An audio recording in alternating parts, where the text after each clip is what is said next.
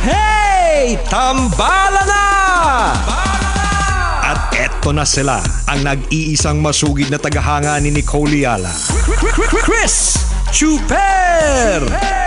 Kasama ang nag-iisang die-hard fan ni Chris Chuper, Nicole Yala! Mula sa Mahiwagang Burnay, ang kwento.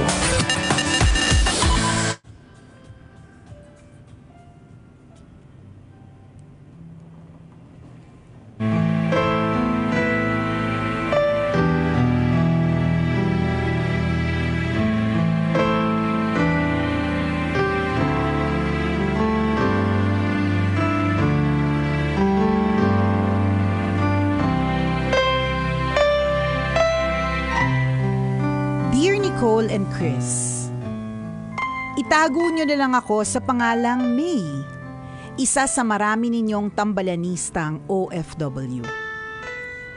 Sumulat ako para humingi ng payo.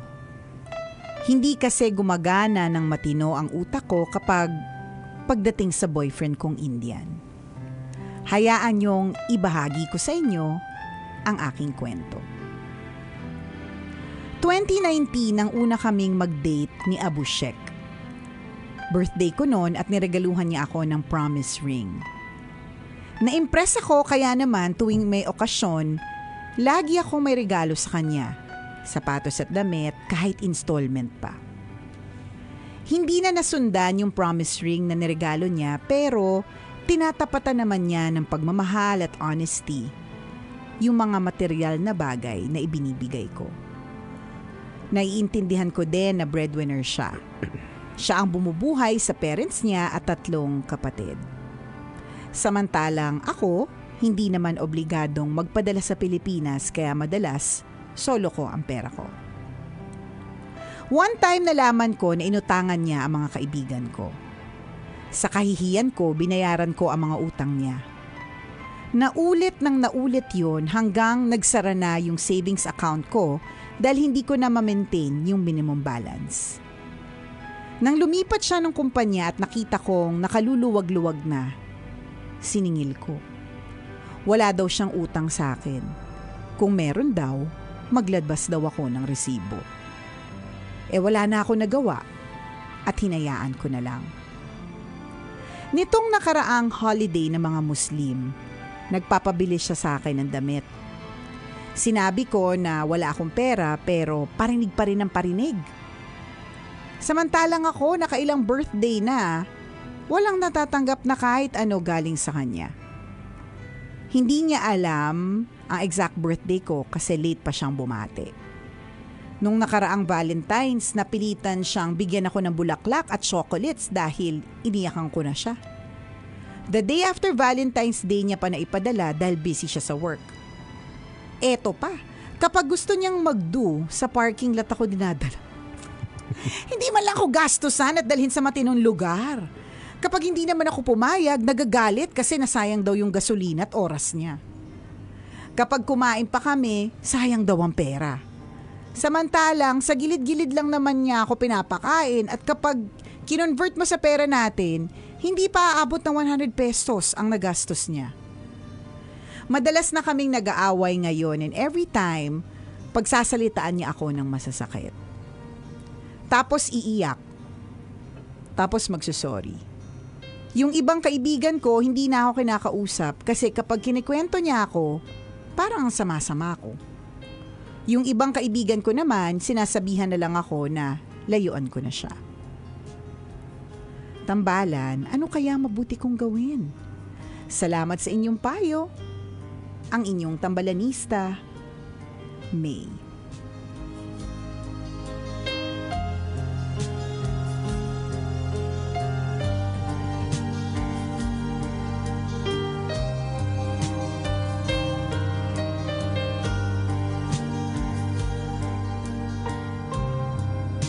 Hi, May! May kalabuan, may sayad, may something. Si Abush Kuchushum. Hindi ka, ano ba pangalan? Abush chung chung chung. Basta yon. At ikaw din, May. Abushik. Abushik. Ayan. Abushikik. Bong choy wa. Yun talaga real name niya. Abushikik. Okay. So, ikaw din, May. 'Di ba? May taglay ka ding kamanhidan or sige na nga, sabihin ko na, katangahan girl. Kasi ang dami ng signs pointing towards, huwag ka na dyan. Huwag ka na dyan. Masakit yan sa ulo. Pero, tinatanong mo pa rin. Sabi mo, in fairness naman to you, May, inamin mo naman na sa unang part ng kwento na pagdating sa boyfriend mong Indian, tanga or hindi ka makaisip ng tama, ganyan. Ganyan talaga, kaya nga pag-ibig talaga nakakabulag yan eh. Kaya wag niyo nang pasok-pasukin yan dahil masalimuot talaga yan.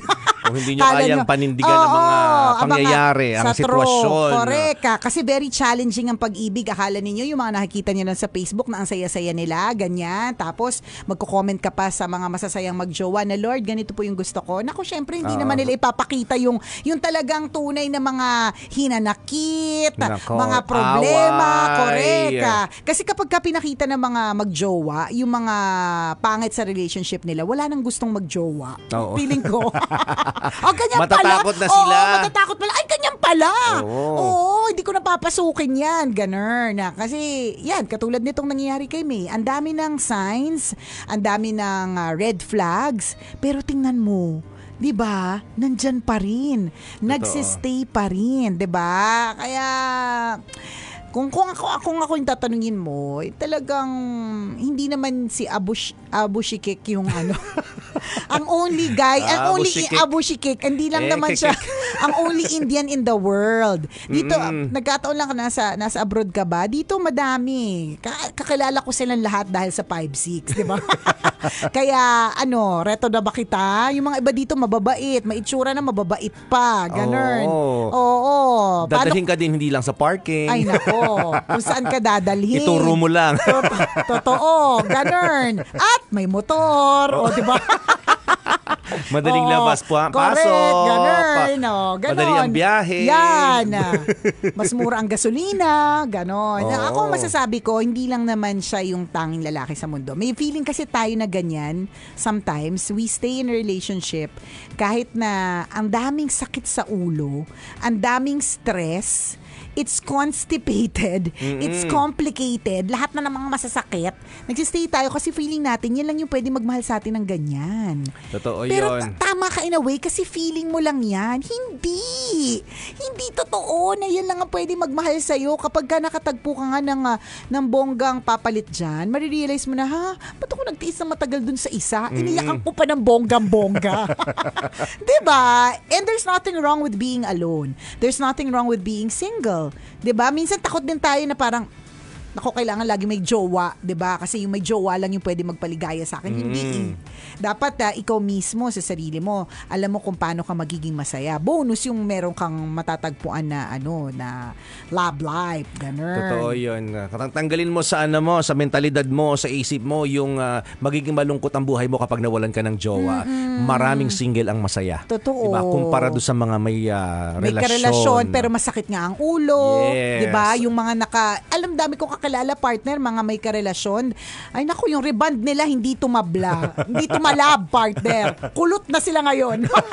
Hindi kinain ng gamot. Hindi na kinain ng gamot ng reband yung nila, yung stress nila. Yung Totoo stress nila yun. doon sa jowa nila. Hindi naman natin sinasabi na lahat ng magjowa may stressful ang lahat ng mga relationship ng mga magjowa. Hindi naman. Ang sinasabi lang natin, complicated talaga siya. So may mga pagdadaanan kang hindi maganda. Correct. Kung hindi mo kayang tanggapin yon or kung hindi mo kayang i-deal yon, then wag ka muna pumasok sa isang relationship kasi it's all part of the play. I mean, correct. part of the game. Yes. Diba? Yung maka-encounter ka ng hindi magaganda, diba? Napakaraming problema, challenges at kung ano-ano pa. Tama. So wag ka rin matakot maging single. Totoo. Diba? Kasi ulitin natin na hindi naman lahat ng single hindi masaya. Maraming single ang masaya. Tama. At maraming may karelasyon ang namomroblema. Diba? So in your case, totoo yun. Yung mga sinabi ni partner, isa-isahin mo yung red flag. Diba? Ang dami. Ang dami nun. Ang tanong dito, gusto mo ba? 'Di ba? Gusto mo ba yung ganyang klase ng sitwasyon? Yung mga pananakit, actually you mentally and physically you are bothered. You are disturbed. Na parang hindi mo deserve yung ganitong klase ng pagmamahal. Correct. Tanungin mo yung sarili mo, kaya ko pa ba? 'Di ba? Kung kaya mo pa, 'di ba hala ka? Merong mga iba kaya magtiis, partner eh. Alam mo, parang it all boils down to paano ba? Paano siya lumaki? Or ano ba yung mga traumang pinagdaanan in the past? May ganong, kaya gusto ko mag-psychology talaga nung araw, partner. Kasi gusto kong alam mo, bilang certified marites, minsan gusto kong maintindihan na bakit ganon? Bakit balik siya ng balik? Or bakit nagsistay pa rin siya? Kahit alam niyang masakit sa ulo. 'Di ba? Meron niyang sanay siya magtiis. Oo, ganon. May ganon. Sanay siya sa hirap pa. Kaya kahit nasasaktan na siya, go diba, pa rin. Go pa rin. Tinitiis niya. Oo, di ba? Di natin alam kung anong background, bakit ganon. Kumbaga, I'm sure may ganon kang background, kaya may pagtitiis. Pero hindi naman porke ganon yung naging background mo na may pagtitiis. Ibig sabihin, forever ka magtitiis. Palagi, ako siguro masasabi ko based on experience na akala ko parang nung yung mga hiniwalayan ko in the past na parang feeling ko sila lang yung pwede magmahal sa akin ng ganun. Nung napalitan, hindi pala eh. Minsan nga masihigit pa. Ganun. At yun ang goal, May. 'Di ba? Na kung merong mga kapalit, dapat yung higit. Hindi yung may kapalit yung parehas lang ng din. shawarma. Oo, ganun. Na buy one, take one. Ganun. Ganun kasarap kasi. Yung mamumuwalan ka. Ganun. For the price of one, dalawa yung nakuha mo. Yung ganun. Yung ganung klaseng eksena. Yung sana kapag ka may kapalit, wag yung katulad niya na sakit din sa ulo. Yung dapat lumevel up ka. Ganun. Correct. Again, you ask yourself, is this the kind of love that you deserve? Ngayon kung hindi, then marami kang dahilan, di ba? Yes. Para umalis sa ganyang klase ng relasyon. Dami. Huwag kang matakot maging single. Huwag mo ding hayaan na nasasaktan ng sarili mo ng ibang tao. Isipin mo nga, 'di ba? Sabi mo si Abu Chikik yung ano pangalan? Yung hindi talaga makuha yung tamang bigkas ng pangalan. O yun, is breadwinner, ang daming cargo, ganyan. Tapos ikaw na single na wala kang cargo, biglang may cargo ka. Although gano'n naman talaga, kapag kamahal mo naman talaga yung isang tao, willing ka rin naman talagang to share. Wala namang problema yun. Basta, hindi naman dun kasi ang dami ko nakitang red flag na, tingnan mo, ikaw nagbabayad ng mga utang, tapos wala daw siyang utang. Tsaka hindi, yung sinasaktan ka na niya verbally, di ba? Oo. Correct. Tsaka yung pa-parking lot ka lang, hanggang parking lot ka lang, girl. It says so much. Baka naman mahilig siya sa alam niya mahilig ka sa mga challenges. Gusto niya yung mga nahuhuli. Adventure, gano'n. Baka gano'n. Hindi natin alam. Baka mamaya masyado naman natin nga kinakampiyan si May. Pero totoo naman, ikaw naman talaga May yung ano. Kasi kami, ang pagkukunan ko lang na sasagutin dito, yung tanong na, is this a healthy relationship? 'Di ba? Ang sagot ko diyan hindi. Oo. Ngayon, kung hindi healthy yung relationship, then you don't deserve this. Correct. You don't deserve this. Tama. Yun lang yun. Wala nang ibang masyadong wag mo nang gawing complicated. Complicated kasi ang feelings, partner eh. Syempre, iisipin niya, yung syrup naman ni Abu Chikik. 'Di ba? Malaki. Malaking malaking malasakit. bulas. Oo, gano'n. Ay, malalaking bulas sa mga Indiano. Sa bagay, wala pa naman sila. Wala pa ako nakitang Indiano na gasolito lang yung height. Parang wala. Oo, parang lahat malalaking. Oo, mahahaba ang bias. Yan. Diba? So, ganyan talaga eh. Pero, kung ano man yung dahilan kung bakit loves mo siya, timbangin mo din kung ano yung mga dahilan kung bakit hindi mo na siya dapat mahalin. Kailangan lang talaga may taong magsasabi sa'yo eh, na wag na. Correct eh. At tama yung decision mo na bitawan siya kasi you know what to do eh. Actually, alam mo naman yung gagawin mo eh. Sa simula pa lang na sulat mo, alam mo na eh. Di ba malinaw na sa'yo eh. Tama. Hindi mo lang ginagawa ng aksyon. Hindi ka lang nagde-decide kung tutuloy ko ba or hindi. Hinahayaan mo lang na mangyari yung na-experience mo ngayon. Di ba malinaw sa'yo na ano yung phrases na ginamit niya? Nahihirapan ako sa boyfriend ko. Correct, 'di ba? Hindi maganda. Pagdating sa boyfriend ko, hindi ako makaisip ng matino. O isipin mo 'yun, lagi kang wala sa ulirat, 'di ba? Lutang ka. Hindi ba ganoon, alam mo, wala ka sa madaling wala ka sa matinong kaisipan. Correct, isipin mo 'yun. 'Di ba? Basta ganun, alam mong magulo, but you're allowing yourself to stay in that kind of relationship. So, 'di ba? Kailan ka magde-decide at ma-realize na hindi ko deserve to? hindi ito dapat yung teritoryo na tinatapakan ko ngayon Correct. in terms of relationship. True. Try ka na lang ng ibang lahi. Canadian, 'di ba? British. Yan. Mga malalaking bulas din Correct. yun. Oo, yung mga ano ba yung Mukhang mga trip mahilig mo? to sa malalaking bulas Yan yung mga trip mo, 'di ba? Di hanap ka mula sa Lima, Peru, ganon. Hindi ko alam. Wala lang, parang Gusto mo, basketballista. Oh, ikaw mga ganun, lang. matatangkad din yan. Alam mo, with the World Wide Web, yan. Mas lumawak na po yung ating mga choices. Ganon. Hindi mo pwedeng sabihin, wala akong choice siya yung jowa ko Hindi, may choice ka. May choice kang to stay even if it's a stressful relationship. Totoo yun. Again, di ba kaya tayo pumapasok sa relasyon, isa sa mga intention natin is gusto natin na masaya, gusto natin ma-inspire. Tama. Ngayon, kung hindi mo na na-experience yung happiness and inspiration, Kailangan pa bang i-memorize yan? Basic! Tigilan mo na yan. Correct. At ito ay mensahe din para sa lahat na nasa ganyang sitwasyon. Hindi lang naman to para kay May Kung nandyan ka sa sitwasyon na alam mo namang mas masakit sa ulo kaysa mas masaya. tama. Bakit ka nagsistay? Enough na yung dahilan. Oo, to let para go. umalis ka dyan. Correct. At meron niyang kapalit, promise. Oo, mas bongga. Yes, true luluto Mas lang masarap halong pa. eklabo. Mas mahaba Yeah. ang pasensya. Ganon. This portion was brought ACS Manufacturing Corporation, ISO certified, maker of world. Kailan mo masasabing ayaw mo na? Kunyari pagdating sa relationship. Pag mas madami na akong iyak, yung parang, yun, saka yung ganyan, yung feeling ni May, yung balisa na, yung balisa, tapos hindi na, basta yun, wala na sa tamang pag-isip, hindi na wala na. Kasi Tsaka yun hindi nga na yung, healthy kung hindi na healthy, tsaka yung tangang-tanga na sa lahat ng tao, tapos nandiyan ka pa rin, yun yung masasabi kong ano. Tama na, ayoko na. Enough is enough. Yan. Ganun. Matatansya mo yan Though tama yung na-mention kanina na depende sa PC ng tao. Kasi nga iba-iba tayo ng background. Meron, Iba't may iba ganun tayo ng tolerance. Meron akong pinapanood ngayon, nasa episode 4 pa lang ako, 7 episodes siya Ang title ay Baby Reindeer. So it's about a woman stalking a guy. Na parang, kung ako yung guy, dun sa onset pa lang na parang weird tong girl na to, umiwas na ako or gumawa na ako ng mga paraan para umiwas, or inexertan ko ng sobrang effort para makalayo siya sa akin.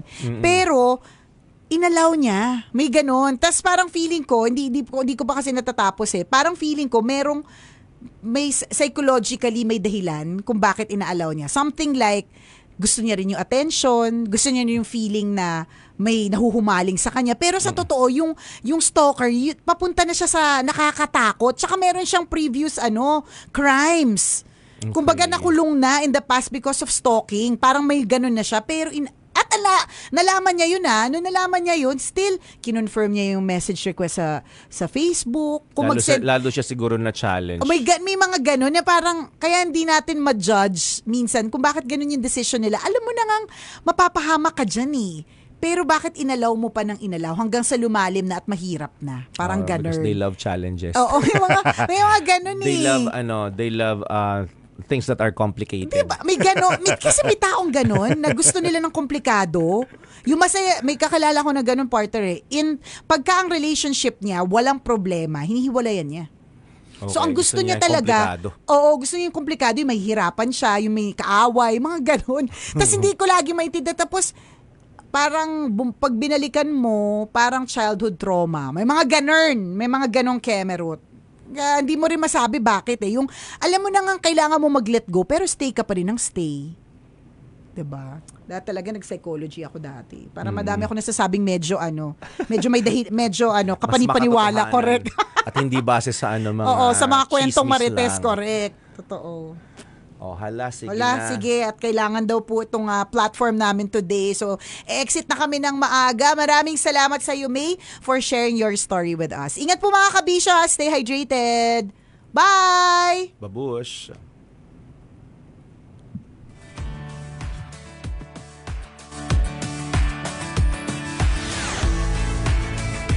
Kailangan pa bang i-memorize yan?